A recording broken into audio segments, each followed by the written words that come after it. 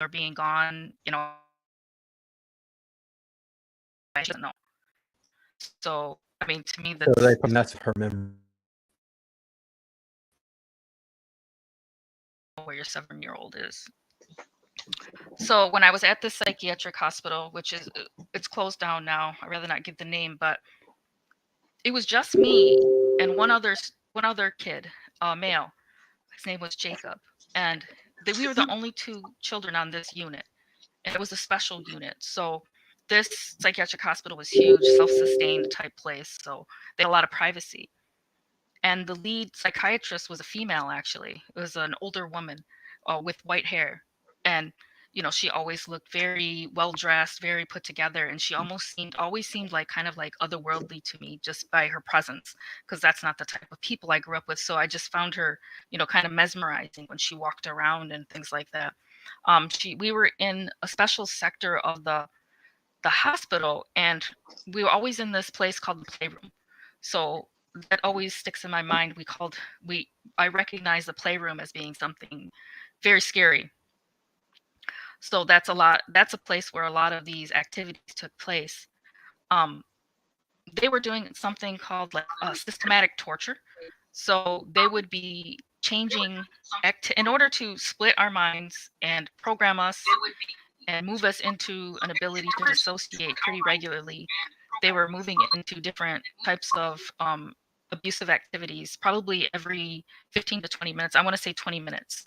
And it's almost like an experiment where you can anticipate the next torturous activity. They would use a lot of slapping, a lot of punching. Um, and also emotional manipulation, because they would, be nice to you after doing this, and you felt okay for a second, and then all of a sudden they would hit you, or they wouldn't give us any food, they wouldn't give us any water, and then all of a sudden they would offer you a sandwich, but it was made with like human waste. So, and if you didn't eat the sandwich, they would beat you. So you had to kind of do what they said, or else you were going to get hurt. But and then in the middle, in between all of this, they were showing like cartoons, but then they would show videos of somebody getting run over by a car. I remember that one. So the playroom was very much not what they what we thought of as a playroom. Was a very scary place for me and this other boy.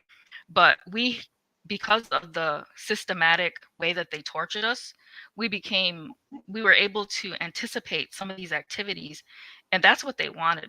They wanted us to stop showing any response or any reaction of pain or fear to anything. This is how they're programming assets. So where if you're in a mission type situation, like you won't react to pain, you won't react to fear, you won't do that. And they're teaching us very early by using this torturous method. So while they're doing this pretty regularly, this systematic torture, they're also using different experiments. With the psychiatrist, she's doing different experiments like with LSD and electroshock therapy, not therapy, but electroshock. And they're trying to figure out a thing called syncopated dissociation. And I don't know why they call it that, but what they wanted is for me and Jacob to be able to dissociate at the same time, and they want to monitor that and see, what happens if there is an ability, if we can do it right at the same time. Because when we were being tortured, we both were slipping out of our bodies. The body was in so much fear of the pain of what these people were doing to us. Like our spirits would kind of, float out. It's almost like we could see ourselves outside of our bodies while these things were happening to us. When I would see Jacob, he could move like a flash because he wasn't in his body. I could see him sitting on top of a dresser, and then within a flash, a second, he'd be underneath a table, and his eyes would kind of look different, like glowing. It wasn't, his physical body, and that's exactly what they wanted. This just, you know, the way they went about it was to torture it out of us, pretty much. Oh wow. Well, So, I've go got a ahead. few questions. Yeah. Did they ever force you to watch TV shows, maybe black and white TV shows for a long period of time? Fathers Knows Best, I Love Lucy, anything like that? No, Okay, it was the cartoons, these cartoons. old black and white cartoons with devils and demons, but then people getting hit by cars. That's what I remember, seeing somebody getting hit by a car. I was like, whoa, as a little kid, Okay. it was very scary. Okay. Do you recall any instances where they would like tie you down to a bed with these cloth straps? Well, they tied us up, but it was ropes, and it was from a ceiling, and it was more for sexual manipulation of the body. They use those ropes at the same time they sexually stimulate you. So, and I have a fear of heights. So the double trauma that can, push on a child is very sealing to the program of what they wanted to instill in me. The most terror you can experience. So that's how they were creating so many different altars. 118 just in me. I don't know how many Jacob had, but from this program, only in 8 months, they made 118 altars. Okay, well, let's comment more about that just a bit. But can you go back to, did they ever make you sit in a cage with animals in there, to twin with the animal, like an ibis? Project I was doing that. I only remember that I'm terrified of mice. I will run, scream, hide, climb walls to get away from a tiny little mouse. I cannot handle it. It's Oh, a okay. it's a severe phobia. So I remember being in a cage, but I don't remember them putting an animal in there. I Okay. can't say for sure I So remember that. in this, I'm guessing Monarch training facility, did you ever see any NAZI paraphernalia on the walls, or did they ever make you do like these training exercises where you would do combat with the other kids in there? No, Okay. no, it wasn't we weren't involved in that. Um, we were we were chosen for special programs. That's why it was only two of us there. Oh So wow. so when I was gonna describe the psychiatrist, she would take us into um, in her office, and that's where she was doing some of her hypnosis activities. And this is where we both learned how to be easily put into a trance state or under like the deepest level of hypnosis. And I remember that she had pushed us so far deep that if I opened my eyes, all the area around her, it didn't even look like it was in the same reality as where she was sitting physically. The energy around her had changed, like the entire, whatever was around her. It was the strangest thing, and I didn't feel afraid. Actually, I feel more comfortable, kind of like under trance, than I did being in my physical body because of, what they were doing to us. The torture and the sexual torture, and then these different chemicals and shocking, and then also the hypnosis. It was all tied together to create these altars, and almost like perfect assets. We didn't complain, we didn't cry, and that's what they considered a success. When we stopped crying, we didn't cry for anything, we didn't want for anything, we didn't need food, we didn't need water, we didn't need anything, and that's why they considered us success. Wow. Wow. Yeah. So here's a comment from a Facebook user. They probably were torturing you. The mice were. I'm seeing eating on your feet, but we don't really need to go into details on that. Thank you, Jojo. Okay, so what were your abilities as I guess, a super soldier as they were training you? Did you have these abilities naturally before you went through the trauma, or is this something that came from it? And yeah. I guess it's connected. um I guess they're latent abilities, but because I wouldn't have been able to be trained and identified as being trained for these if it wasn't something that was inside me. So I'm going to continue after I completed, the Monarch training, and I was able to get through that. I went my separate way from Jacob. I never saw him again, but I started doing Monarch type jobs for them. My dad would kind of lead me out to the back door, and there would be a car that would pick me up, and I know that I had to do what I think they think it was just sexual type activities, with these older men, but actually, it was always a second meaning, and it was because I was a recorder. One of my altars had a photographic memory. I could record everything, anything that I could pick up with my ears, it was going to be recorded.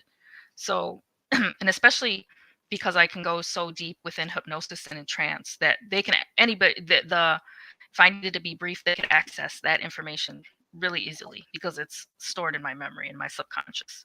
So that was something that they used me for several years doing that. Did they ever scar your brain stem to enhance your photographic memory? Not that I can remember. I remember there was a flash of something where needles were in my spine, but I don't know what that was for. Okay, you might as well not even think about that right now. So what were your you already Yeah, some of let me your go abilities into were that. dissociation. Okay, go. Did Let you me have go any into other? that. Okay, Yeah. go Okay. ahead. So after I got done with some of the Monarch jobs, when I was 13, I actually had to go to the moon. On the fourth level, they had a special, almost like a training school, and it was for psionics. So when I went to this class on the moon, it was, I think, a few months maybe. But what they were trying to train me for was personality profiling. That's what I had been identified as, being sensitive to, or being able to have an ability of personality profiling. And the instructor there, she wasn't used to having very young students. She didn't train younger students for some of the stuff that I was going to be doing, but she kind of had to take me because there was something in my file that showed some type of importance, or that I was already completely programmed. She had to take me on, and she was very stern, very strict about her instruction. But it was because she knew that I was small, and she wanted me to be able to be good at this, and because she knew that I was going to be involved in some dangerous situations and I had to be quick. And she always told me that I had to be so fast that it had to be in one look and one word. I had to be that fast, and I had to know what somebody was about, what they were thinking, if there was a risk in the situation. That's how quick you had to be in order to, complete your mission and be safe and get back to your mark. So that was one ability that they trained me to do, is personality profiling. Around the same, I want to. Hold on a second. Yes, Can you define what personality profiling is in your own words? it's when I. So if I'm around a person, sometimes they don't even have to talk. It's just by the way they breathe, by the way they sit, by the way you kind of can figure out what type of person they are. Will they be, are they in fear? Do they have a disorder? Are they scared? Are they angry? Are they going to be a threat to you? A lot of it is threat based. These are like a lot of risk assessments that we're doing in order to, be safe in the type of situations that I was in. Oh, okay. Okay. Go ahead. Oh, So by the way, so this was probably in the late 80s. I'm not going to give out your age, but is that a safe mid assumption? 80s. I want to say mid 80s for the moon. Okay. So I mean, for people who don't really know about the secret space program, can you tell people how you actually got there? I mean, I don't think you went up on a rocket ship from NASA. No, Okay, so it tell was us. all I remember was a man in a really nice suit. He was holding my hand. He took me on a train, and I ended up on the fourth floor of this. And there was like a dorm room, and I wasn't afraid of anybody there. I didn't feel like in fear of them. This was not that type of situation. So the train went through a portal, probably. I'm not sure. All I remember is getting on a train and being at the classroom, walking down the hall to the classroom, and seeing Okay. all the other students in the classroom who were a lot older than me. Okay. Here's a question from Hanny. Have you ever had any psionic training in psionic, let's see here, certain targets at some on Earth? I guess did you ever try to become like an astral assassin? Psychic assassin. They were hoping that I was gonna be good at that, and I wasn't. Um, I'm more of a what they call like a receiver. So I I draw the energy in. Psychic assassins more throw their energy out. So they have Okay. to be more like an expeller of energy in order for that. I'm a receiver. Are you So they familiar? did try that, but I wasn't good at it. Are you familiar with the term informationer? Information or no? Okay. In Kruger, they would have somebody always back in the facility who were psychically connected to the ground support, and that they would be tasked with providing them information on where to go and so on. But I know in private we've actually discussed that you were part of Kruger, but I guess this particular group doesn't sound like Kruger. What they're on the moon anyway. Yeah, and I remember the general's name, but I don't know what. I just know it was a training for training. Can you And describe what the facility looked like on the moon? I only remember the classroom, and it was just a darker kind of like it looked like a kind of like a rundown kind of classroom. I wouldn't say it was a modern looking classroom like you would see in a college today, but this was also like in the 80s. So it was just and there was no windows. It's just all like kind of like brick and white brick. And we just sat at desks, and there was some other students but they had weird abilities that I don't even see how they could be used. Like somebody could create excessive moisture in their body. They considered that an ability, and somebody else was, talking to animals and things like that. These are kind of like those offshoot abilities that they were training us for as a special. These are like special sector types. What about shape shifting? I didn't see anybody doing that. Okay. Do you know the name of the group at this point that's doing this to you? You think this might be ICC? I don't know. I don't know who it was that I mean, wanted. were they German? Were they German speaking? No. They were English. They spoke English. Yeah. They looked American. But this is where I'm going to get into Project Traveler, because it was right around the same time. It's not that I say they look American, but they have like the Caucasian type look. But okay, so because I'm not trying. Okay, the point. Let me go on here. So what happens next? So you're going through this training scenario.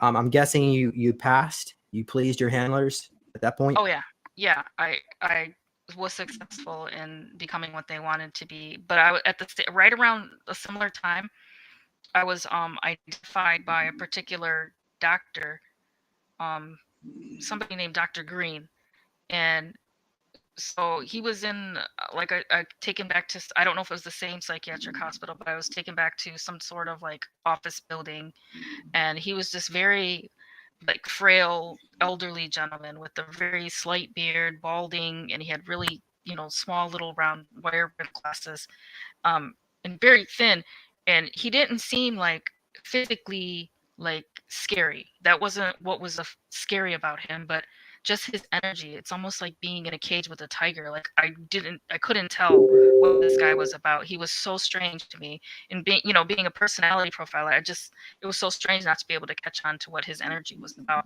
He was a very interesting person, but what he did, he identified me for a program called Project Traveler.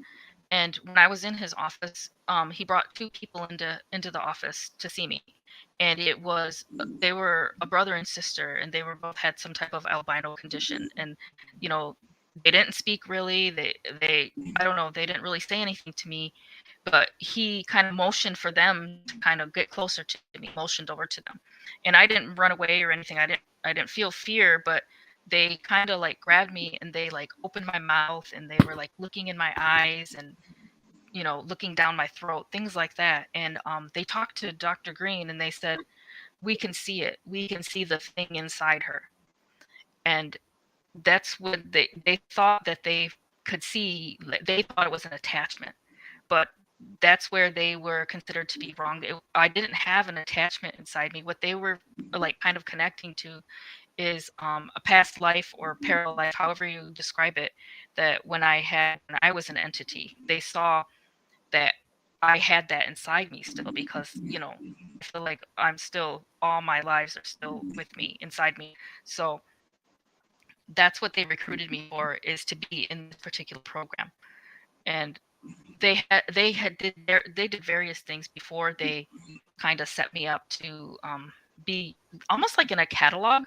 They had for Monarch Solutions, they had a catalog where somebody could order time with me and take me, to their home, and use me for to be a host and a vessel. And I don't call it channeling, I call it hosting, because you can take an entity can go inside your body and remain in there, and I don't feel any pain from it. I don't even feel any threat from it happening, and then when it's over, I don't have any emotional, physical damage from it.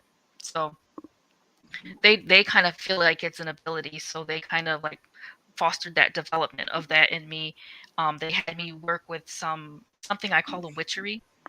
It's a group of people that they were kind of really involved in some of these old ancient type ways of how to bring forth, like chaos in your body and your energy, within your portal, because Dr. Green said I was one of the portal people. And when I was a kid, I didn't know what that meant. I know I felt different, and I know I felt different from, other kids, but I didn't know what a portal person was. So he, um, like I said, they had me train Well, with wait, some of hold on a the, second. Can you yes, define it in your own words? How would you define yourself as a portal person? because my portal's within. I don't need any type of doorway for these entities to walk through. I am the doorway. Can you also teleport as well, or is this just entities? Um, you mean like when I can go to other place? I can, under a trance, I can, remote view, that kind of thing.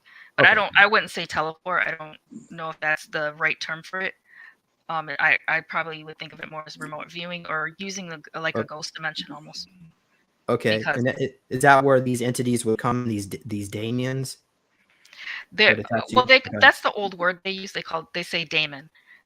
That's just how they pronounce it. It must have been something that they used before. Um, they feel some kinship with me, and that's why they can detect me almost in a way, because they feel like I'm still kind of like one of them. They think that I'm always going to be one of them. If anybody's ever taken a dark role, they feel like you're still part of their kind of kinship role. So, and I feel like I don't know how they identified me, but they probably, just like they're looking for light beings, they're looking for dark beings too. They are actually targeting, possessed children or children that were like me. They're looking for these types of kids because they can use them. There's a lot of power they feel behind the darkness. They feel like there's a lot of power behind that, and they can, kind of harness that power. I know when they were trying to kind of do like study and research on what actually happened when it was inside my body, they would take me into like almost like a small lab, and they would have me sit in a chair, and I would just sit there, and they would like monitor me. And I know they put kind of like they had me kind of put a cloth over my eyes just to make me comfortable, and I could sit there for days without eating, without drinking, because the entity somehow sustained your body. You didn't have to have any of that. And they would actually have to put an IV in me after a couple of days because I wouldn't eat, I wouldn't drink, I didn't need anything. And they were trying to measure like some of the energy output, and they think part of it is electrical for some reason. So they're trying to figure it out, and they have figured it out. I know they have it kind of graphed out in a lot of different places, and certain places have names like Sector B. I know there's one part of the Midwest that's called Sector B. So if there's any type of entity activity there, it's measurable by electrical output somehow. Okay. Let's back up again. Got lots of questions. Um, Dr. Green, can you confirm, is that Joseph Mengele? Some people say that. I know him as Dr. Green. Okay. Did he speak in a German accent? I can't remember his voice very well. Okay. I know he did come to my house once though, to the back door. Years ago, Max Spears told me that he remembers I think he said he was sitting down for something to eat, and Dr. Green, or rather Joseph Mengele, turned into a white Draco.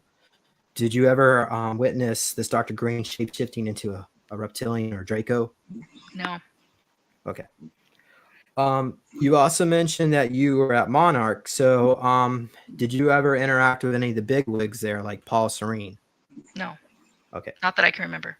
Okay. So, what makes you think that you were at Monarch? Did you actually was there somebody there that told you you're at Monarch, or is this what do you think?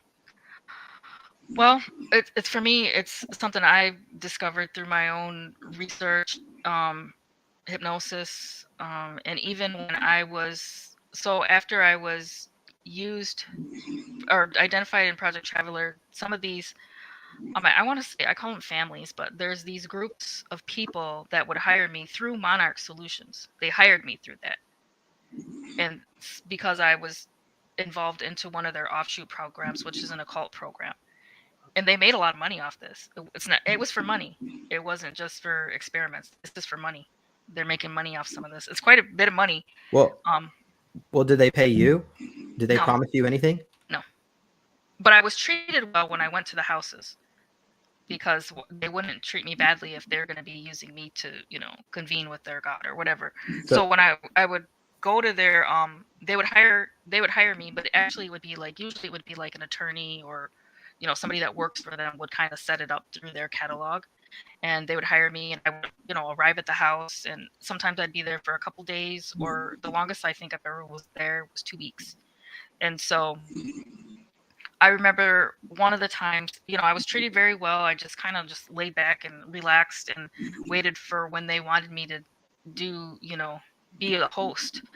So, I mean, they did a lot of theatrics, like a lot of like ritual things, which is not even needed for this because I don't need any theatrics to do that.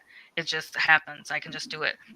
And so I noticed they did a lot of theatrics and a lot of, different books and rituals and things which is not needed. But in their eyes, they think they're doing what their god wants because they connected to this family connected to this particular entity way back. I think it was in the 1500s. So it's an ancestral deity kind of thing. It's an ancestral familiar spirit. So they connected with this entity, and they feel, and it has been brought down through the line. So they continue these activities and these rituals because they feel like this entity is sustaining them in their position and financially, in all different areas of their life. They feel like if they make him happy, then they'll continue to be successful. The particular one that I remember was this entity called Bacchus, and this was who they felt like was their god. And so when Bacchus came through to me, I only remember that they wanted to eat dinner with me, so they had me walk over to the table, and I remember feeling like the steps were so heavy. Like I couldn't recognize the steps because I'm not used to walking around when I'm hosting. I'm used to laying down. So they wanted me to walk around. They wanted me to eat dinner, and I was eating like an animal. And they were just so happy to be, sitting there staring at me eating because they knew like what was inside me. And some of these groups are also like having sexual activity with these people that are hosts. There was another gentleman there with me that was an asset that was also a host too. So it wasn't just me. There's quite a few of us. It's just an offshoot project that they don't talk about, because people are going to be afraid, or they're going to think it's a religious thing. And I'm not religious, so I didn't feel that. All right, let's back up a little bit. Mm-hmm. Got some questions. Do you know how much it would have cost? Not that anyone here is interested, but what were they charging to rent you out? I think it was like $20,000 for a couple days. That's just the first number. I think it's 20 grand. Okay. And do you know how many people Monarch had that were involved in this Project Traveler doing this activity? I know it was a small program, but I remember seeing if I went to a house, they could order more than one person because sometimes they wanted sexual activity to be happening. So they would, because somebody wanted to have sex with a demon, and that's the closest they could get to doing it. So, well, okay. When these beings would take you over, would you totally black out? It's like hypnosis. You black out, but you're aware. But I don't feel stressed out because I feel like I'm in like a warm, soft, dark place. I don't feel like, it's a total deepest level of hypnosis you can be in. Okay. I don't feel any stress. So how come these entities haven't like worked their way into your spine and taken over your I guess your whole soul? They don't need to. I'm part of their legion, their family. So supposedly they think that they're still connected to me anyway. They don't need to take over me. I used to be one of them, so they don't need to do that to me. Okay. All right. Wow. So when these demons take you over, what are they like? I guess, why don't you just tell me?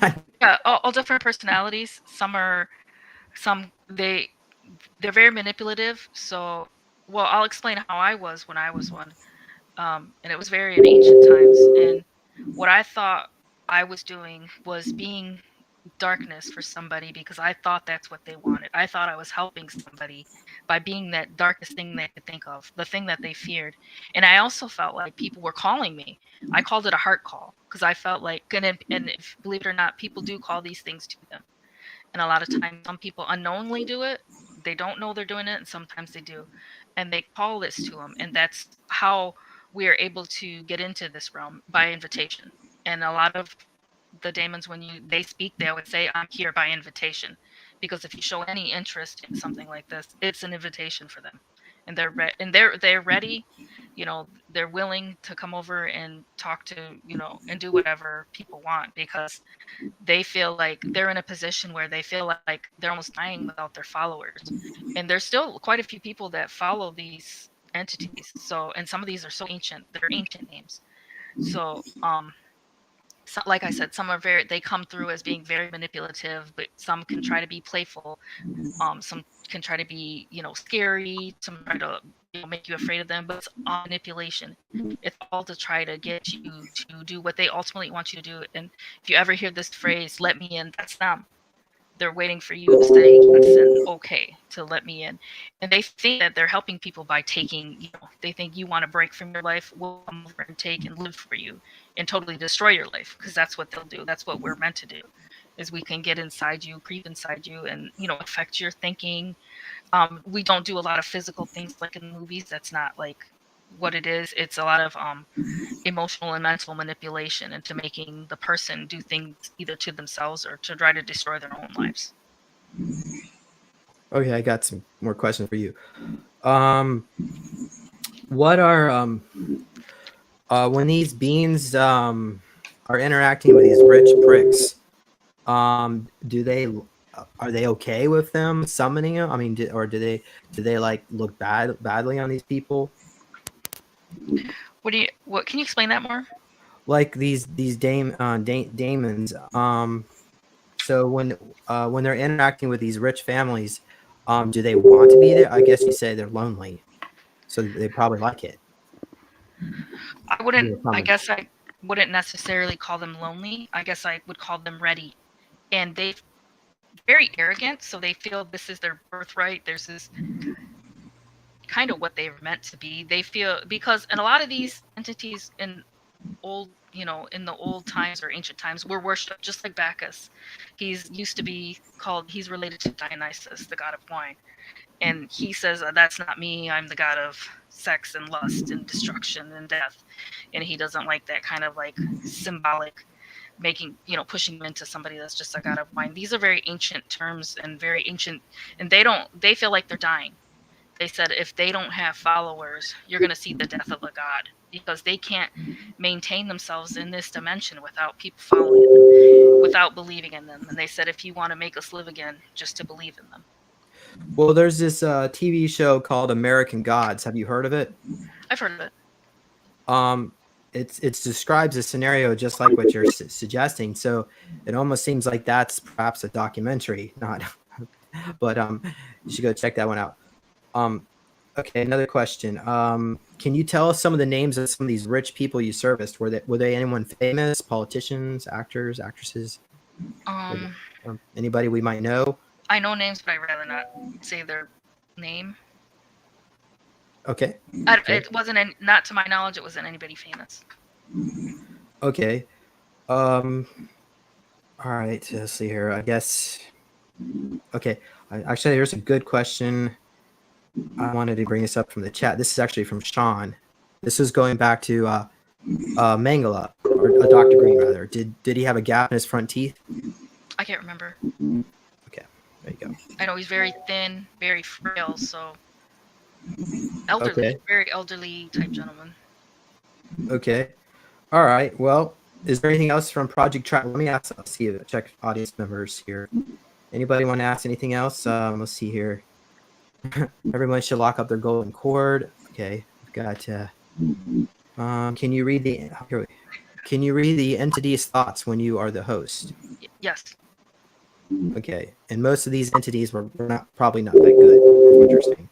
I guess it depends on your perspective, because then I would think of myself as a bad person, and I'm not. Okay. We all a lot of us have taken a dark role at some point, and this is their turn, and they took a dark role. And Okay. whoever, that's in my perspective, because I can't say it about myself because I used to be one of them. Did any of these entities require a sacrifice? They don't require it, but people do it, and they don't do it often because it costs $250,000. What do you mean? They Why can would it? order it. They can order it. It's part of the service for Monarch. So this is probably a human involved in this ritual. Oh yeah, they could order it, but they don't do it Wow. often, and they don't recommend. Their families' attorneys don't recommend they do that because it's too risky, it's very expensive, and it really isn't needed by the entity. They just think it's funny that they like that this family would give up so much, for something like that. It's almost, they don't care about the actual blood; they care about the reverence involved in it, and the devotion. Wow. Okay. Well, shall we move on? Sure. Okay. I did want to say one more thing about the Yeah. traveler.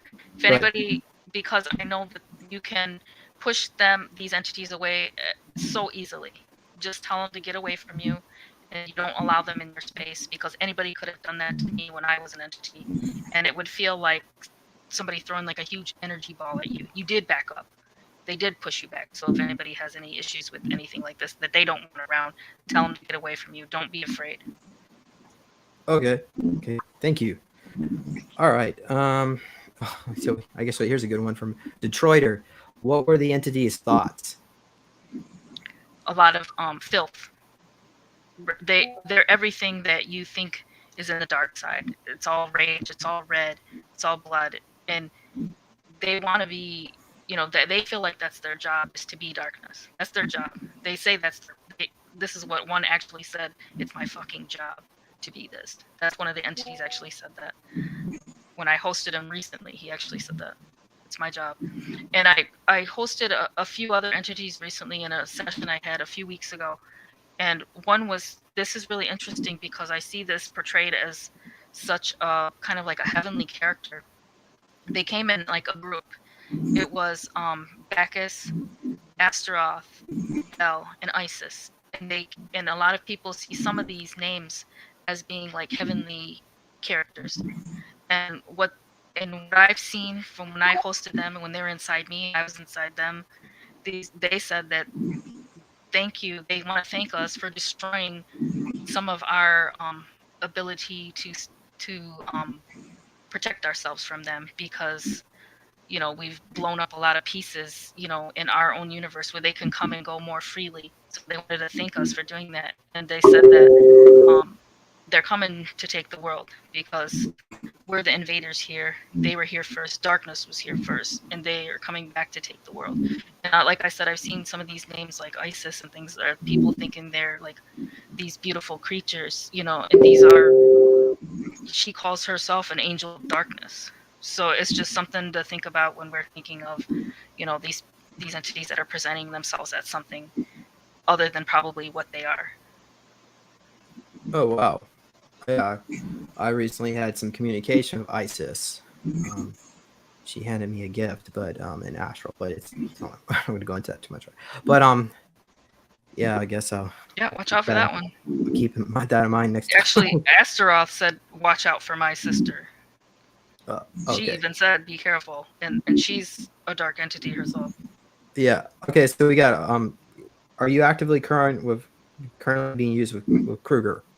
The last time I remember was about 12 years ago. Okay. I can get into that later. Yeah. Did I ask you were you cloned? I think I did. I don't remember being cloned. Yeah. I can't say for sure, but I haven't had a memory of that. Okay. I guess I'm gonna pick up right after when I was taken to Mars. I'll pick up at age 19. So the Mars Defense Force timeline here. Okay. So, well, I did a lot of, there was a couple of different things I was doing. I was doing something called beta tracking in my later kind of teens, and I was really good at that. Beta tracking is where they send you on jobs to find a mark, infiltrate that mark's life, and either, obtain information, steal it, or change it. That's kind of what they want us to do. So you're doing a lot of recording when you're in these situations, and you're following, the directions of what they want you to, do to that person. And a lot of times it'd be just getting the information and leaving. It just depends on what they need. So according to them, I was promoted. They said for a job well done. So what they exactly said, I was given a promotion, and I was moved into Mars Defense Force on Mars, into a corporate type administration position where I was doing human resources work, which is actually just a lot of paperwork. So I had an office there. From what I remember, this base is called McCreary Base. It's in the South Canal region. We called it Central McCreary. That's all I can remember. I don't know if that's real or not, but that's, from my perspective, that's what I remember it being called. And where is the South Canal region on Mars? I'm not sure. I just know it's called South Canal region. Okay. I'm assuming it's all in a bunker underground, right? I don't know if I don't know. I just know. Well, yeah, but I don't know if South Canal is a particular area. I just think it's a particular area. Do you think it's in the southern hemisphere? It could be. It Yeah. could be. I just know that's what it was called. So when I went there, I was pushed really far deep because I was mainly doing personality profiling. So all of my personality, myself, or my whole self, was pushed down really far. Like I was almost like a robot. I didn't talk.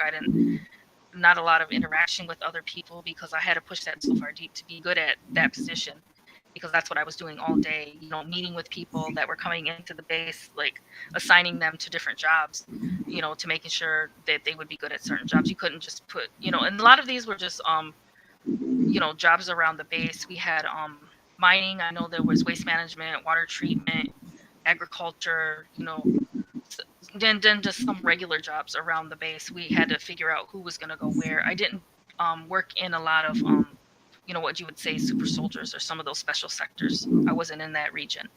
I was doing more of the main base work. But they would come in and I would ask him like a series of questions, and the questions aren't really the focus. I wasn't trying to get answers. It was more to observe the person, because that's how I got my answers. It was just by observing their whole body structure and their emotions on their face, everything. You can even tell somebody's personality just by the shake of a hand, any little movement in their body. So, and once I would make a recommendation based on what I observed, and I would send it up, and they just signed off on it, and that person was transferred to that department. Sometimes somebody would come in and you could almost detect maybe a little bit of ability. I know sometimes somebody came in and they were obviously a telepath, because I could hear them in my head. So I would have to do a referral for them to be sent out somewhere else to be monitored or, assessed, because they were probably meant for something else if they came in and they had that. But I was doing that for quite a long time. And I was really good at it. But you know what? Everybody hated me because I was really cold. I was like, nobody liked me. Nobody talked to me. I wasn't in those big groups, like a lot of assets call those big, large military groups where they're fighting, huge races of people or something. I wasn't involved in that. I was, on the base, and nobody would talk to me. So I tried to do, one time I tried to do something that I hoped, like, maybe would get me a little favor from people. They were hosting these entertainment type weekends for some of the colonists there, and it was like for show. It was like sword fighting, and so these females, we would sword fight each other, and it was to the death, but you could get a prize at the end.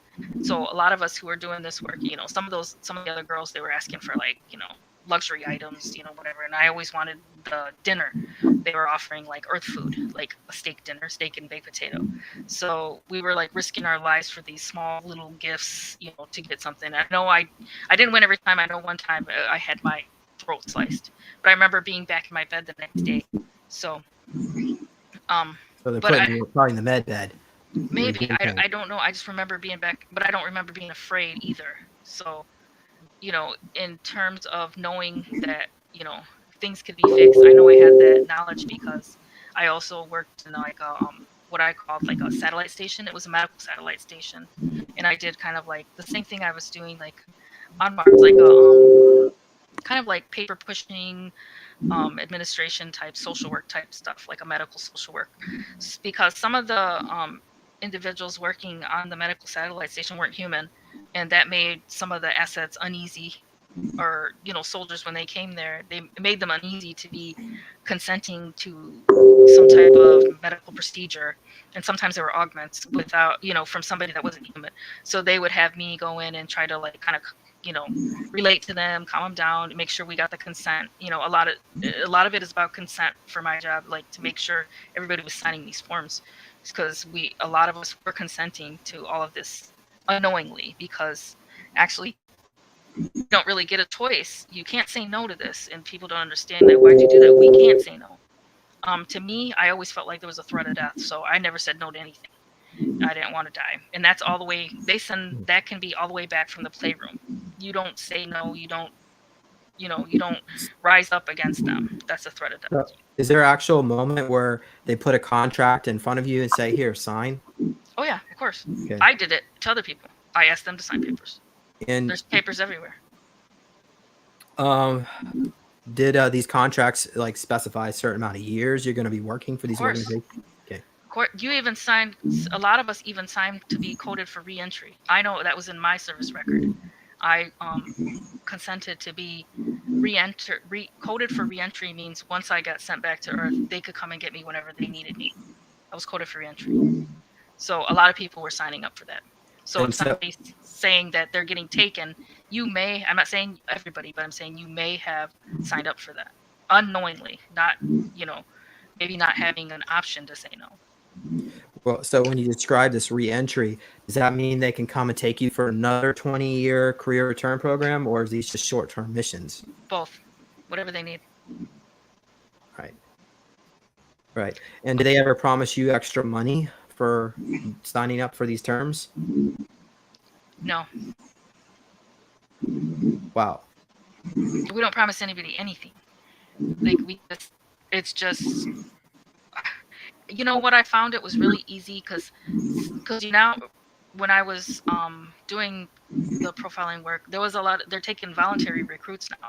So some of these volunteers were so excited to be, up on Mars, on anything. It could be anything, and they would sign. I had no problem, getting them to sign any paperwork because they were so excited to be part of this huge whatever. They had no idea what they didn't get tortured like us, which is not fair. Well, but they're just volunteering and going up. Did you ever go on the surface of Mars? Yes. Okay. What did you experience? I was taken to one of the ruins there with one of the there was an ambassador there. I remember his last name. He had me something. I don't know how I could be connected to these ruins. He felt like I could help him. So when I went to these ruins, it was like, I don't know, you could see it like underneath the ground, and it was still energized. I don't know why he showed me that, but actually he was really nice. I didn't find him to be like, I wasn't afraid of him. He was the ambassador there, but he was also part of the antiquities division. Was it Jimmy He Payne? wasn't. No. No. The pyramids of Mars, but so okay, go ahead. I forgot where I was going. Well, maybe can you describe what these pyramids actually look like? It was totally underground. The whole top of it was totally underground, so you could barely see it there. And there must have been, I don't know why he wanted me there. He picked me specifically to go there. And what I know now is because I had a past life as a Zeta, and I was one of their shamans. This is like in the ancient past when they had religion.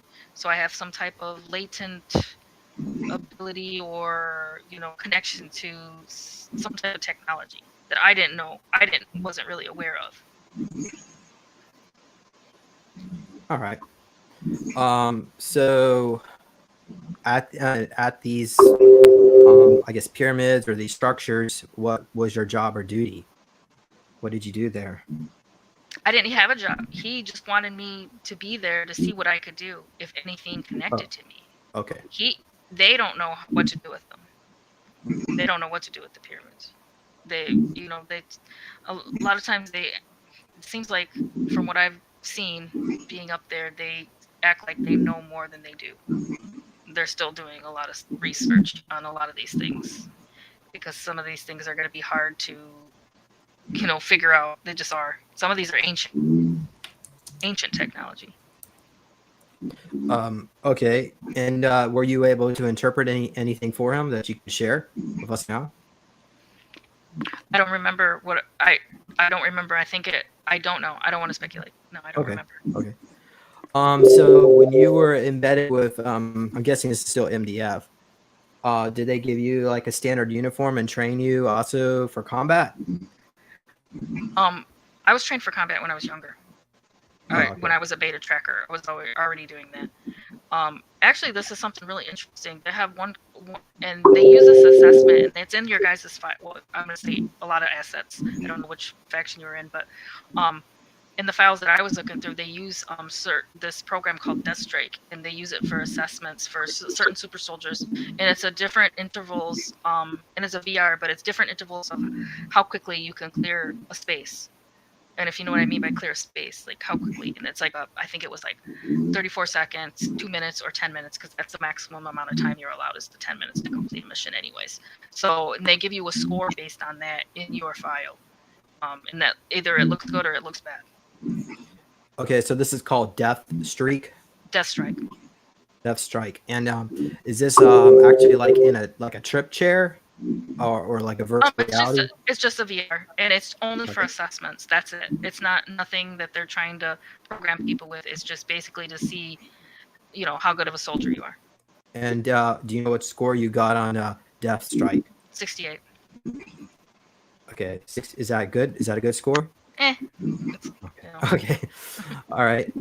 Okay. So did the personnel speak English or German during your time on MDF? Or was it both? I only remember English, but I can't say for sure if anybody else was speaking any other languages. Okay. And were there mostly Americans embedded into your group there, or is it all people from all over the world? All over. Okay. All over. Okay. And did they ever embed any super soldiers into your unit, or did you ever have any interactions? The only time I saw them is we're on the medical satellite station when they were getting augments, and I had to get their signature. Okay. And can you confirm if they're like 7 to 8 to 9 foot tall? They didn't seem that huge to me. But okay. Maybe because I was used to seeing them. I don't know. I don't want to say I know for sure if they were that huge. Yeah, I don't remember seeing them that like that. Kruger usually doing all the genetic enhancing like that. Okay, let's see here.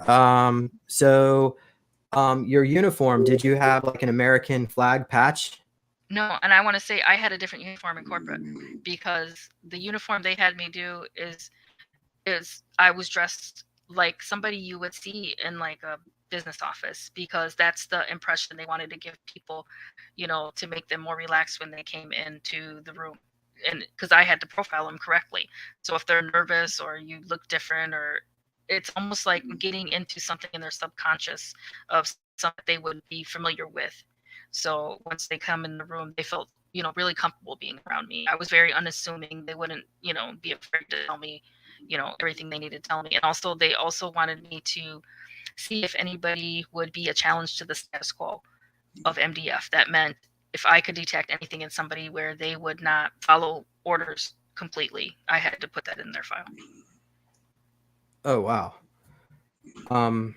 Did it ever come across your own mind not to follow orders? Of course. Actually, I want to say I got demoted after some years, and it was because something happened to me, and this was really distressing. It was really sending a lot of panic for me. I was having, okay, so I'm on Mars doing this profiling work, by myself, and I start having memories of another life. And and it was really freaking me out because it felt so real. I could see, people, and I could see myself. And what I was having is memories of my original self. And it totally freaked me out. I started to get really anxious. I wasn't doing well in my job. One day I even, went into my superior's office and searched his room just for a sign of something to tell me, what was going on, what was wrong with me. I wasn't like everybody else. Something was wrong with me. And so my programming was breaking down because I was starting to have memories of myself. And I got demoted because I couldn't push my emotions down anymore to be good at my job. And they kind of pushed me out to do kind of like paperwork, with incoming ships, or, any place where they needed just kind of like paper shufflers, kind of thing. Kind of just doing admin work, measuring out cargo, signing, stuff was coming in, I'd sign for that, sign for this. So I ended up getting demoted because of that situation. How many years total were you on Mars? 20. Do you think? Okay. 1939. Okay. During your time there, did they tell you planet Earth was destroyed and that you're the last survivors of humanity? They said it blew up.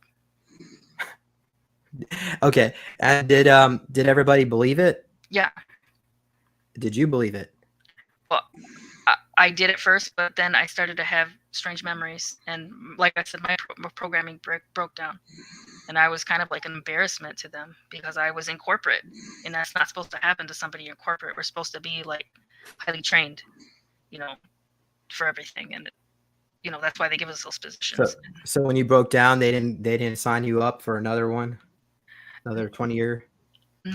Well, I was coded for reentry in my service service record. It's coded for reentry.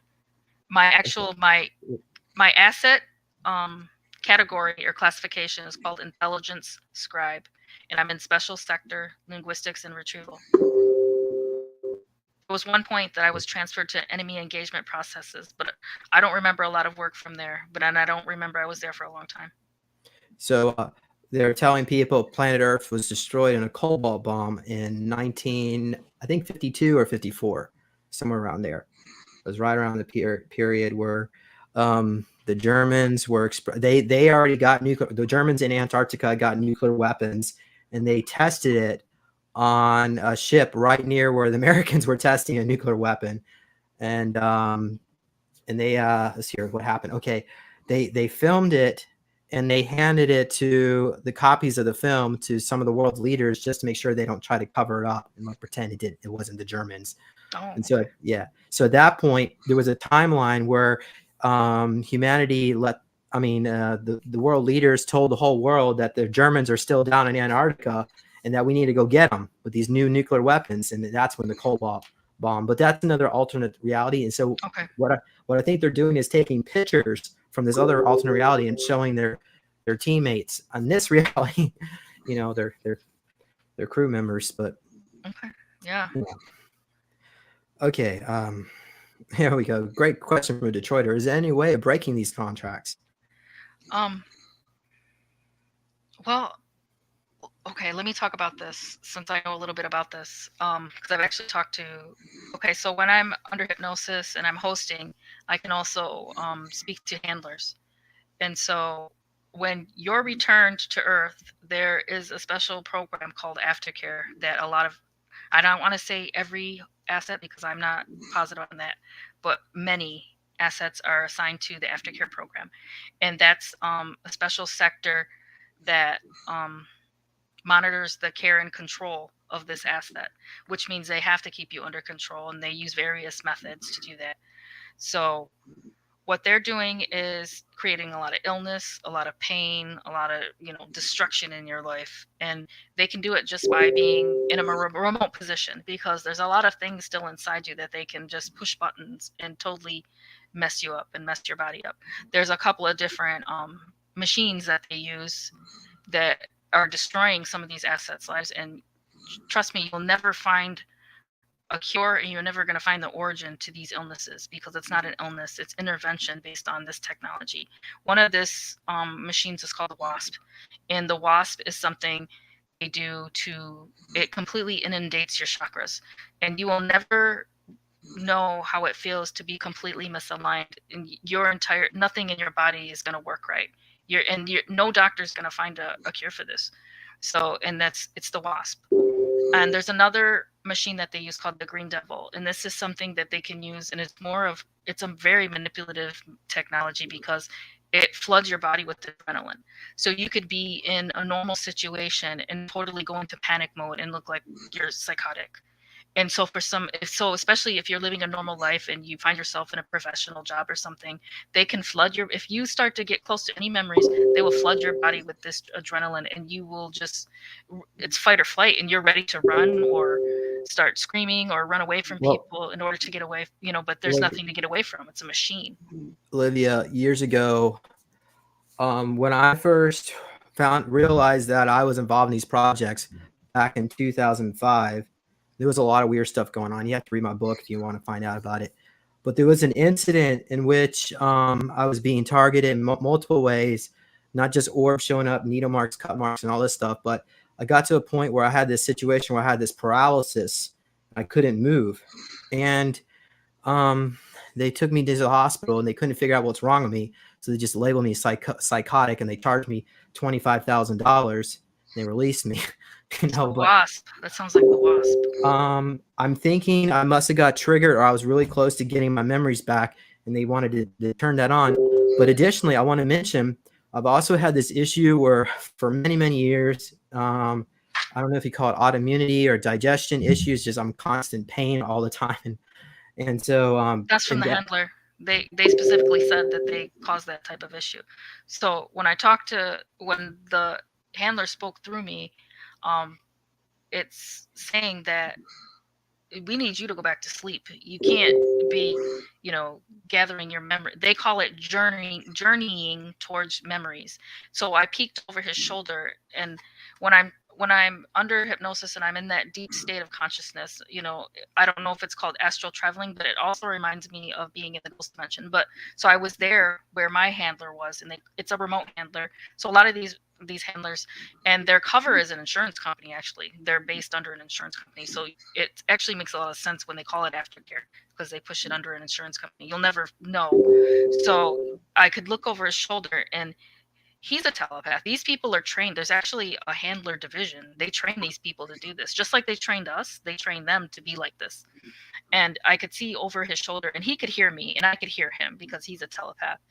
And what he said is he was typing that he said that the asset is combative, talking about me because I was trying to see what he was doing, and that I was presenting with ill intentions, in which I wasn't. I was just, looking towards my memories, trying to figure out things, and that he was looking at the next steps and what he would have to do. And he was planning on, doing something to my spleen and causing tremors in my body. He could input that right into his computer.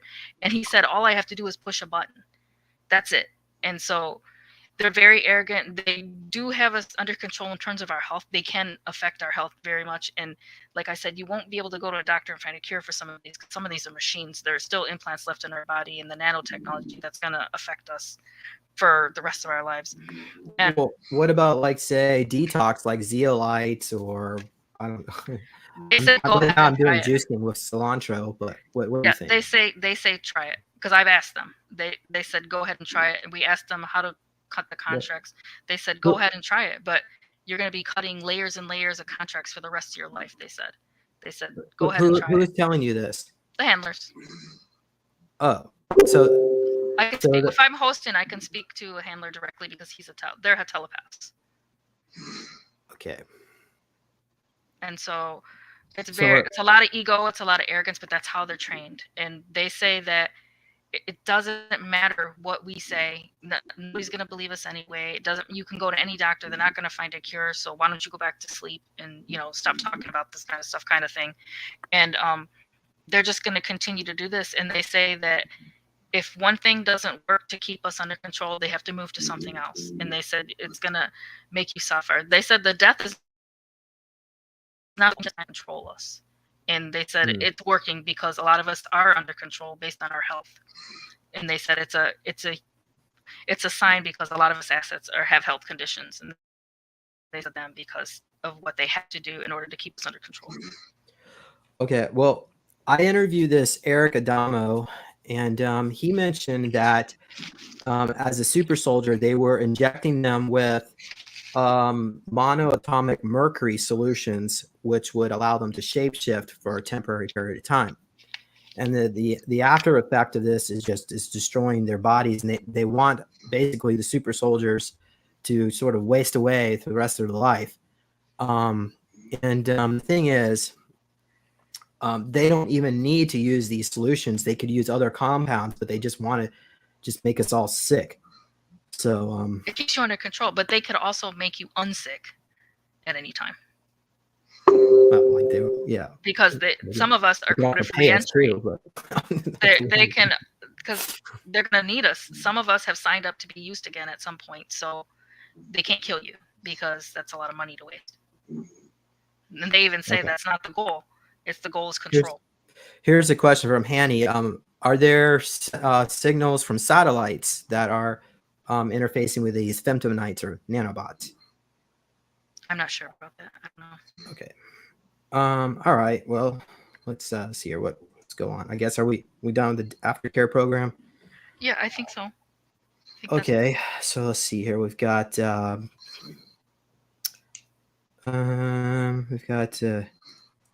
corporate spy. Yeah, I'd love to talk about some of my alters and past lives and how that tied into it. Okay. So like I said, a lot of us have taken like dark roles in our lives, and sometimes we don't remember, sometimes we do. I can just remember some of them. And especially under hypnosis, I can gather quite a bit of information from them. So some of the reasons why I was chosen for the programs and they thought I would be good for certain programs because of my past lives. And some of those lives included a life where I was a medium during the Inquisition, and I was killed during that incarnation as a witch. And I wasn't like classically burned at the stake or anything like that. What they did do though is a lot of torture, and I died on being hung from ropes. And what is interesting is that in the playroom, because of the hypnosis that I was doing with the psychiatrist, they were able to gather this information and how best to seal that trauma in me. They were using some of the same tactics. How I died in past lives is what they were using in the playroom to seal that trauma. So they would hang me from ropes in the playroom, just like how I was hung from ropes in my life during the Inquisition. And that's how I died. I actually died of dehydration, I think, and starvation. After they took me into the cell and they tortured us for a while, me especially. I was tortured, but there was another life. It was actually, I was a male in this past life, and he was someone that was hurting people, maybe assaulting them and everything. And he was actually being hosted himself by an entity called Asmodeus. And this entity is very old, and he also requires like some type of sacrifice. So this part of me, in a past was kind of stuck in that loop. It was a male. So they thought that this could be used in the programs as well. Somebody that's a little bit, I don't want to say like sociopathic maybe, but this was in the 1700s. But somebody, if they were here now, they would be called like a sociopath, something like that. Another life that was used is when I was a slave in Egypt, and I actually died from, the same thing, exhaustion, because we were being forced to complete something they call flash pyramids. And it was done by a group of people we called the dog people. And it was like, they were such a small group, but they could command the entire thousands of us at one time to just work.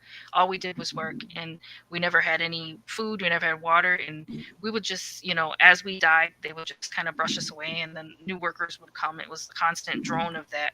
So that was another life that they utilized for the programs. They saw me as I was already a slave before, and I still had that inside my cells. Like the memory is still in your cells of being in that experience of being a slave and knowing what it was like to be completely controlled. So I could have fall back into that so easily in the program. And one other life that I had, which is really, to me, it's really an important life, is as a mantid, a past or parallel life as a mantid. And I know a lot of people think, or maybe have heard, that some of these beings can be, really sneaky or doing bad things, ill intentions, that kind of thing. But from what I know of our people, we just want to live. We want to be left alone. Our planet, in terms of the language of it. It's called pour meal, but that's only the way that I can translate it in English because we only speak in vibrational bursts. So it's hard to translate, but that's how I translate it, is pour meal. And it has two sons. But so when we're living on this planet, we just, over the years, so many people have come there and tried to take things from us, and only because we have this phosphorescent algae that grows all over the planet. And that's how we have sustained ourselves over all these millions of years. We've even created a religion around it. We call our religion, we call our God Liquid Light Father. And it's because of this phosphorescent algae that sustained us. We've built this up around it. And we very much revere this thing because it feeds us and it gives us light in our caves and our caverns. And we've had to be pushed so far back and so far under, we're underground, we're in caverns everywhere because, different races keep coming there and trying to take what we have. There's metals in the caves that they want. We're always kind of like in, butting heads with particular groups. There was a human group that came and wanted to colonize and mine and get resources. And when I was looking in this human's head, all I can see was advance and destroy. That's all they wanted. That was their program was running, is they were supposed to try to kill us. And I could tell that's what they wanted to do. And we can't let that happen. I mean, we have kids, we have families back in there. We're not bothering anybody. And they're literally there to destroy us. And they see us as insects. And they're trying to kill us. And actually, all we want to do is help people. We're trying to get to a place where we can be almost like an oversoul in a helping position. We're like a hive mind. So we want to stay together and we want to be like one big unit in order to help other people. And it makes us afraid if we think we're going to get pulled away from there. Like when I'm manted, the scariest thing I can think of is being alone and not being connected to my people and not having their thoughts in my head and my thoughts in their head. It's very terrifying to not have that. So that's something that kind of we're afraid of, is to be pulled apart from each other. And we feel like this intrusion, these humans, that's what they're trying to do. They're literally trying to kill us all. So that's another reason why they chose me, is because some of these lives of being different races, and especially a manted race, is very unemotional, but not really. Because they're still spiritual, but their emotions are not on their face, obviously, because they don't speak. They don't use their mouths to speak. They use vibrational bursts. So it's also another way to just program and kind of connect me to different areas when I was in the playroom. Oh, wow. Okay, I want to share my screen. I want to show you something that okay, good. It's actually going to work. Okay, can you see my... All right. So here's some guy in China took a picture of this mantis. So you can take what you get from that, but ads. Okay. But all right, well, I just wanted to share that. Yeah, I don't know. It looks a little different because there was, so when I'm a manted, I'm what they call a scout. So I kind of I'm almost like a lookout. Like I go out on the caverns on top of the hill and keep an eye on these soldiers because I know what they're gonna do. They constantly do this. Like they don't stop. They're relentless. So they can't stop. I don't know what it is in their mind. There's a program. They won't stop trying to kill us. So there was one that almost got close and I couldn't let that happen. And so I had to hurt him. But when I was on top of him, he said that I was a grasshopper. And I didn't know what a grasshopper was as a mantis. I was like, am I a grasshopper? But that's what, in his mind, what he saw was grasshopper when he looked at me. And maybe, I guess I did look a little bit like a grasshopper, and we have like a protruding belly because we store some of that algae and we don't have to eat all the time. It stays in there. So it kind of sustains us. Yeah. So you think Jiminy Cricket is real? I don't know. Okay. I've actually heard some really weird clicking sounds in my house, and I'm pretty sure there's mantis around. But anyway. Yeah. So they're not all of them are as bad as people say. Okay. All right. Well, shall we move on to another question? Sure. Okay. Let's see what we got here. We've got two topics: corporate spy and the Gray Mouse program. Which one would you like to go to? I can kind of mix them. Because they're mixed. Okay. Okay, so I was gonna talk about my altars, and how I kind of was able to kind of figure these out. So, okay, so for my whole life, I feel like I've always been terrified, and this is weird to say because now I host entities, but terrified of anything like demonic or possession, like any type of like, I feel like they probably use some type of like possession movie during some of my programming. Terrified of it, like always afraid of that. I always saw like in my mind, I thought I was seeing paranormal things my whole life instead of, space program things. I attributed it to the paranormal. I thought everything was demons. I thought everything was ghosts. And I always saw this little girl in my dreams, in my vision, she would my mind, and she always looked like a little possessed girl. And she would have on a dirty nightgown, dirty face, and you couldn't see her face because her hair was always in her face. And like, I was just terrified of her. And from what I found out now, I know that it's an altar, and this is a survival altar, and that's why she's so terrifying. It's because she is like the darkest thing inside me, because she has to be like that in order to protect herself. This altar would only come out in the most extreme situations where I had to survive. That's the only time this would be able to be let out of its prison. And what is so strange is some of these altars are so complex, and your mind is almost like a universe on the inside. If you were to see what was going on when they program you, your mind is creating these different worlds and these different universes. This altar itself was so complex, it created its own world. So this little possessed girl, whatever she is, she created a world where she could live. She, something like a little kid would think of as dark, like a dark forest with a cemetery. If you can imagine what you would think of as the scary place when you were a kid, that's what she created in her mind, and that's her world. So that's kind of where she lives, and she's kind of locked in there. She's not able to, be released. Only if I were on the verge of death or to be almost being killed, she would come out in order to, stop, me from dying. But she's one of the, what I consider, like, there's 6 front altars. She's one that kind of kept locked away.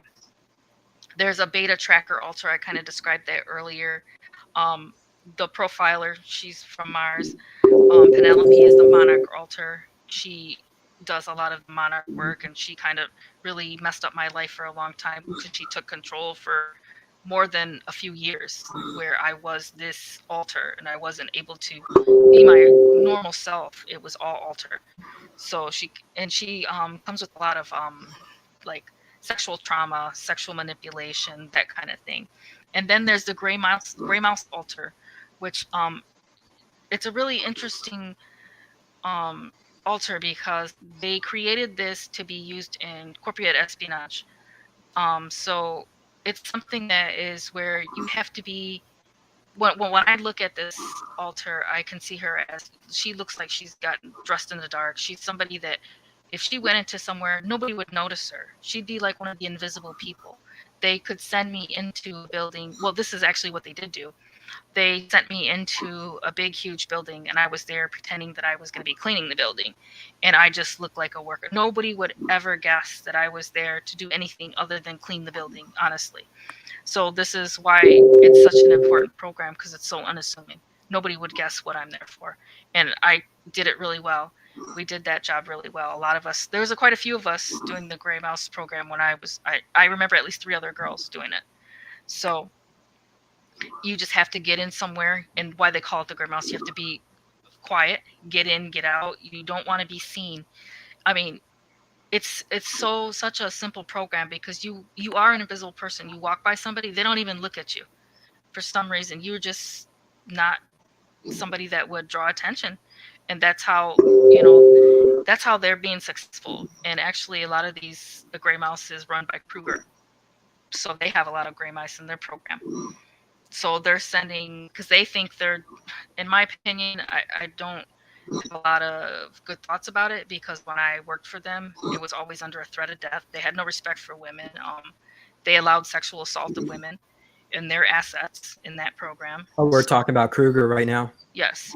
So I don't have a lot of good thoughts, or, I didn't feel very respected doing the most dangerous work I could do.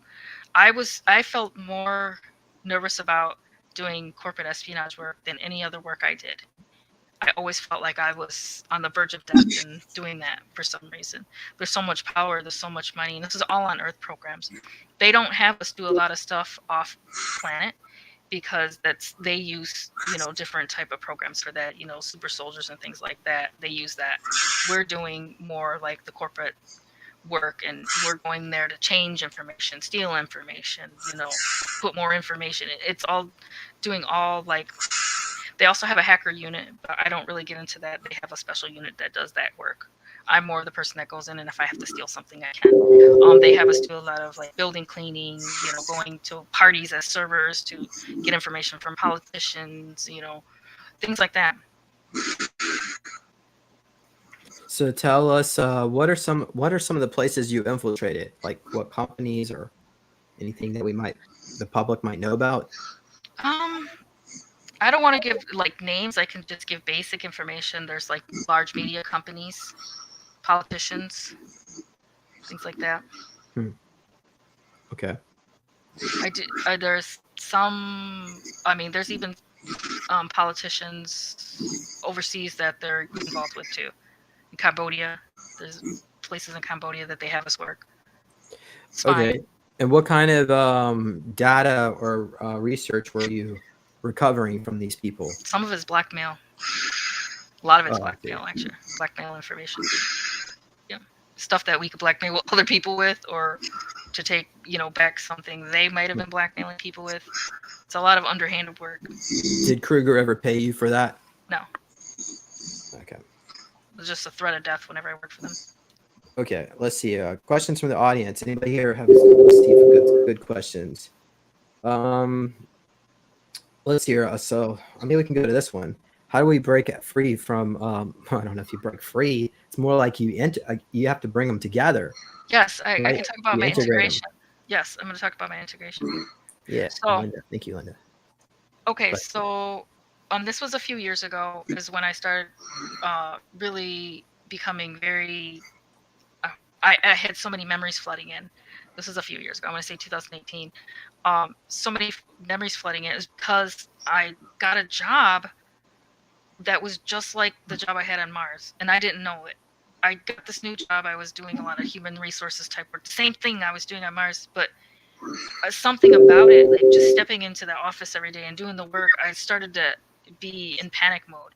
I was starting to get a lot of anxiety. I was starting to get stressed out. I was having weird memories coming back. I was terrified of everything. I was scared of this and scared of that. I was feeling entities coming towards me. Everything was going wrong in my life, and I couldn't figure out why. And I know it was because, and I was getting a lot of V2K at that time. And I know it was V2K because it was just totally outrageous things that I would never think of. And it would be just when you were like cooking dinner or sitting on the couch or anything. I knew it was V2K. One of the things that the V2K said, it told me that I was 100% corporated material. And I knew it didn't come from me because I didn't know if corporated was the correct word. So I'm like, why would I make that up in my head?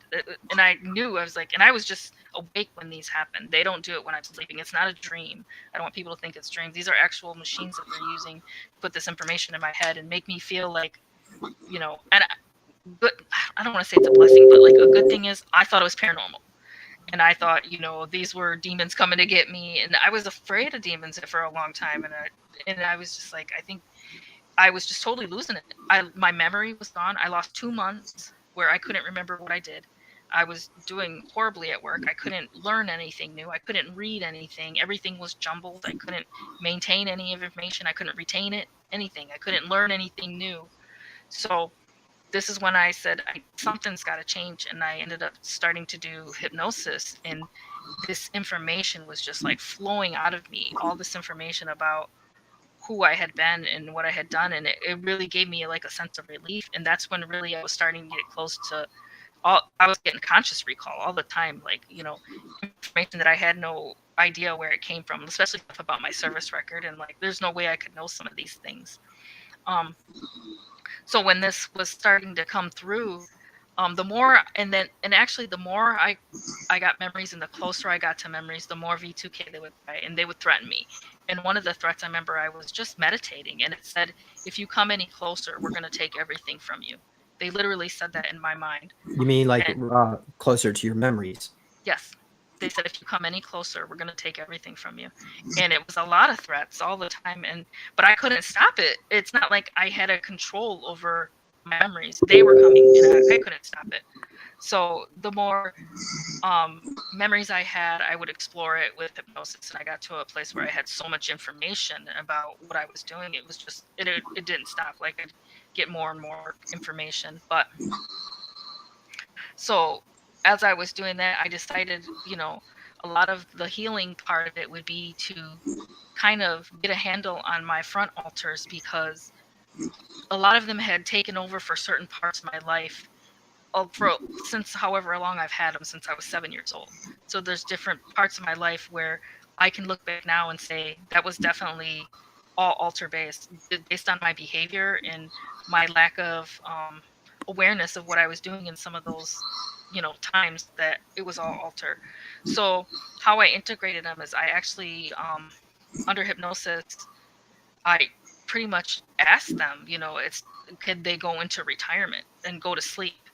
And even the ones that kind of fought back, like my survival altar, some of those kind of like scarier ones, or ones that kind of, even the gray mouse, she didn't want to go under. But in the end, these are all pieces of me. And when I asked them to do that, they ended up agreeing, and they all rallied together for me and decided to do this because it was the best thing for me and my higher self, is to go to sleep so I could be my original self. And they agreed to it. They went to sleep for me, and I don't have them like taking control anymore. But that's where you have to start your healing process, because then you have to relearn who you are. You have to go, because a lot of us don't know or don't remember our original selves, or who we were supposed to be before we were implanted with a lot of these altars. So it takes a lot of healing for me to relearn who I was supposed to be in my original self. And that's how I continue it, is to kind of keep learning who I am. And I had a total personality change. Everything about me is different after integrating altars. Wow.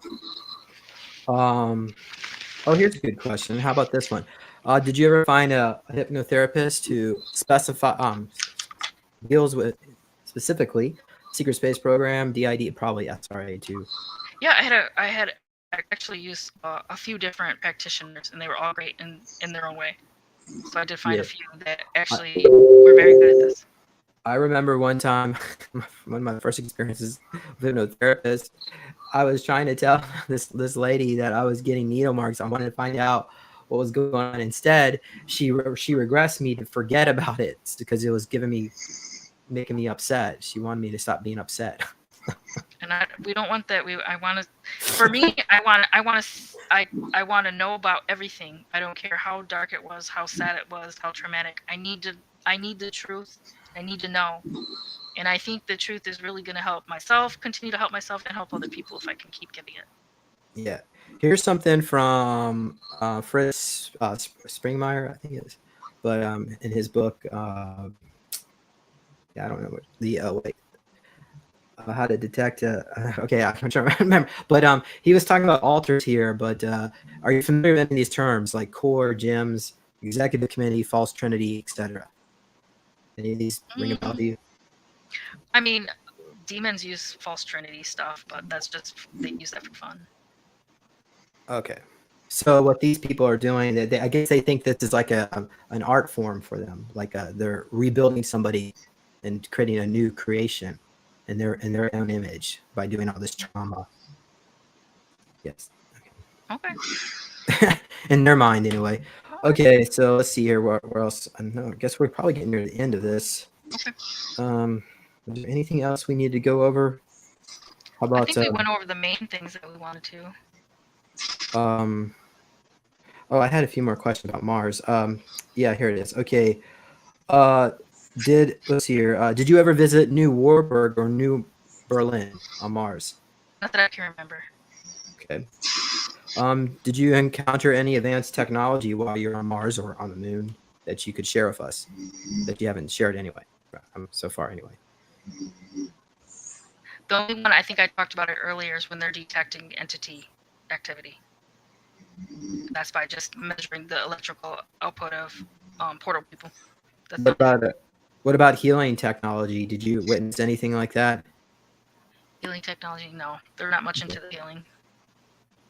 Well, I guess if one of their soldiers get blown up, maybe they want to regenerate them. An agenda-based process. I don't like consider it healing, but yeah.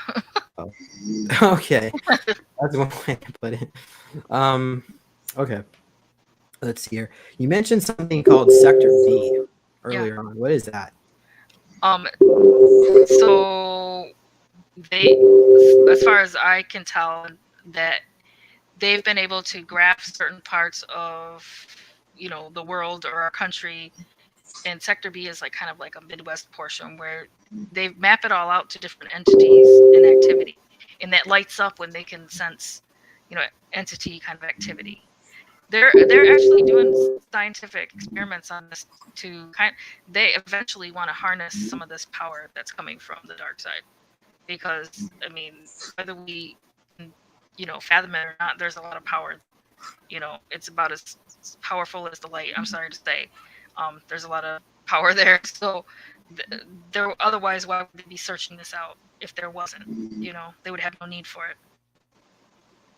Okay, great. Well, is there any other final messages you want to share? Yeah, I did want to say a final message. When I did a session recently, it was a few weeks ago, I hosted it, and like I said, my dad's been dead several years, but he came through for a message, and he gave a message for me and other survivors of these programs. And what he said was for us to burn it all down. He said to go out and tell everyone what they've done and what they made us do. He wants us to burn the system down by continuing to tell our stories, because there's real strength in words. There's real magic in the words that we're saying. So to continue to tell our stories, because nothing can stop the truth. When I was 14 years old, I lost the ability to speak. I scorched my vocal cords, and then in my early 20s, I slowly started to repair my voice. I'm assuming whoever did that to me was more than happy to see try to change my timeline trajectory, but here we are. So yeah, and in whatever dimension he is now that he's dead, they can see real change and disclosure. So we have to continue telling stories and welcoming new people into the community for disclosure. Okay, so hope you can see that screen. Okay, so go check out her book, Green Mouse. It's only $10. So yeah, and that just came out in October. Yep. Okay, and the link is in the video description. So all right. Okay, well, audience members, those who are listening, if you want to put any questions into the comments section of this video, next time we do an interview, we'll go back and review that and see if we bring you back on here again to see if we can get you some more questions answered. So also be sure to subscribe to this channel wherever you may be, but preferably over to Rumble. I'm trying to migrate most of the stuff over there. The goal is that to make basically, I'm hoping one day. Okay, I don't want to comment on the censorship issue, but also be sure to go to my website, supersoldiertalk.com. I've got lots of articles posted on there, and also the history of the archive, I guess you want to call it. And go check out my other website, neologicalattack.com. You can get a copy of my book. I'm actually sold out right now, but I'm gonna order some more hopefully tonight after I get off. But I'm on back order on these. But yeah, we can discuss more about the different, like Mars Defense Force, different programs, and also some of my own experiences you can check out. But anyhow, okay, so there you have it, everybody. Any final comments, Olivia, or shall we hit it? I think that's it for today. Thank you for having me. And audience members, thank you. I know you're still asking more questions, but let's just I think we're just going to call it a night here. I think we got, somebody's asking about ICC operations. I guess, Olivia, you probably never worked with ICC. Not that I can remember. Yeah. Okay. Were you ever on IAPTIS? It doesn't sound familiar. Okay. All right. Well, that's it for now. So thank you all. All right. Thank you. And you just go ahead and stay on. I'm going to hit this.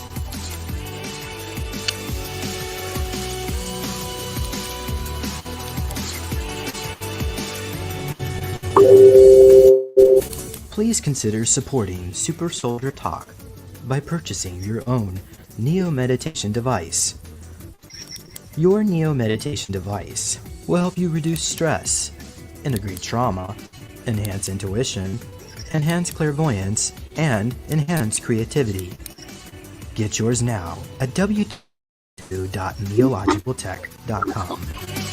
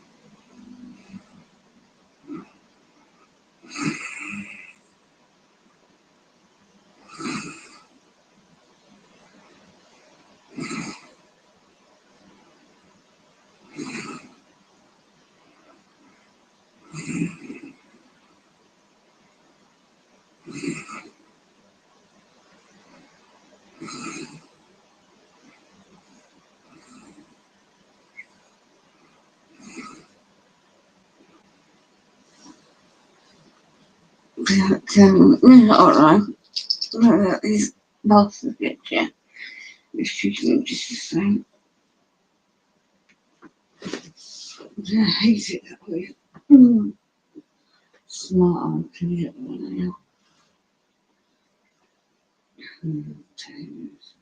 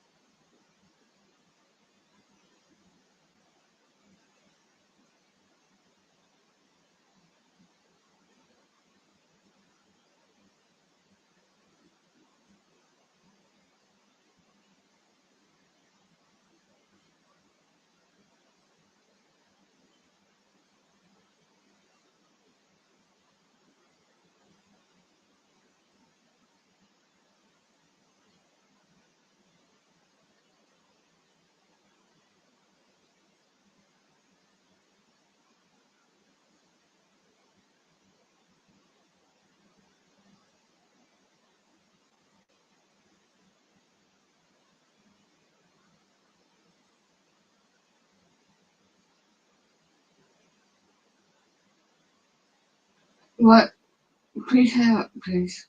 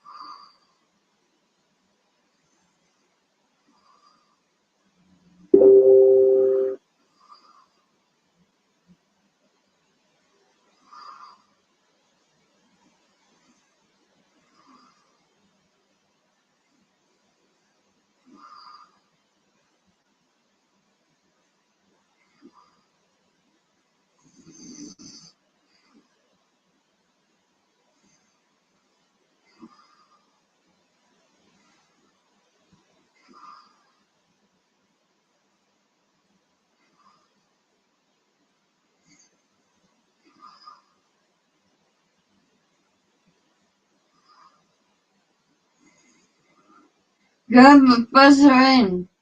Go on.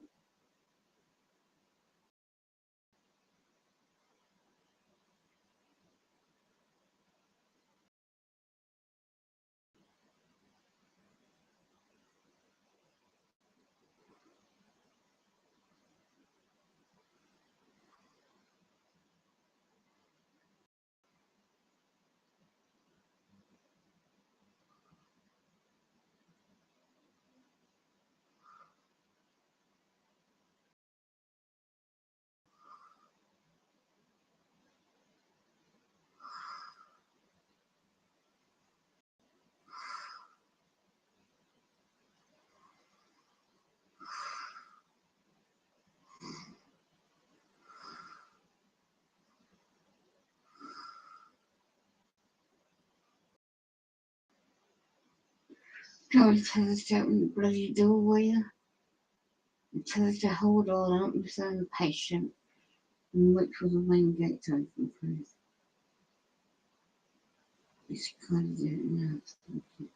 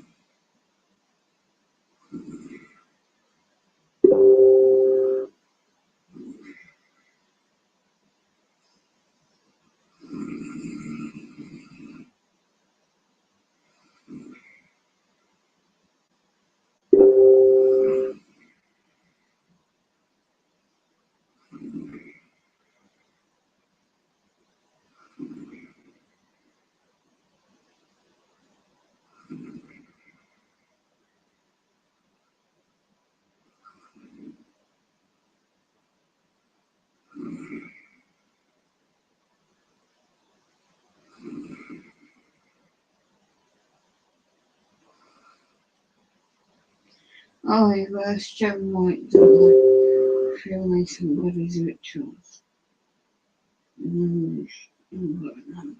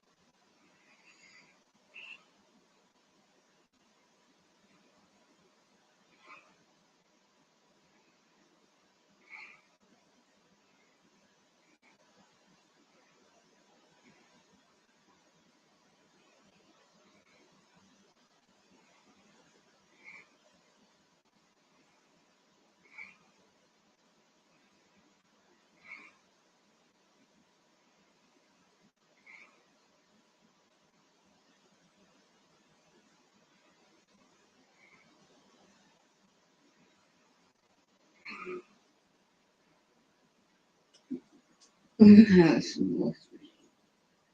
not yet. Let me see how this is very pleasant to see.